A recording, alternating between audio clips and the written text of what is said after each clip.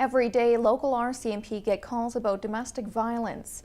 Prince George, like so many other cities, is working to combat a consistent problem. The government is now pitching in, promising millions of dollars for victims of violence. But whether the city will see any of that money is still unknown.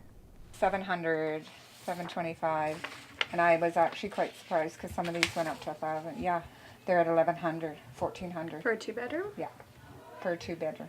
Looking over the numbers, Phoenix Transition House knows it's not cheap to live in Prince George. One lady told me that she's going to just take the rent from her food, and then she's going to be out of food.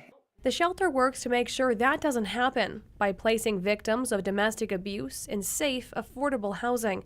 But it's not easy. The rents can start maybe for a single woman at $400, but the only amount of money they're allowed to get on social assistance is $375. Phoenix and other services like it may soon be getting help.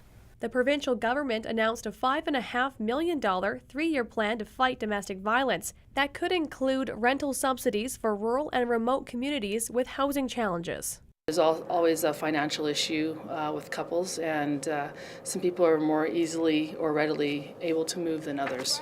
Can I come in? It's Corporal Cook from the RCMP. No. Hey, are you there? Prince George RCMP see this every day because every day there are calls about women and families in danger. In my estimation, between the combination of everything, between minor verbal arguments to full-out-blown assaults and forcible confinements and things like that, I would guess about 1,000, a little bit over 1,000 files a year.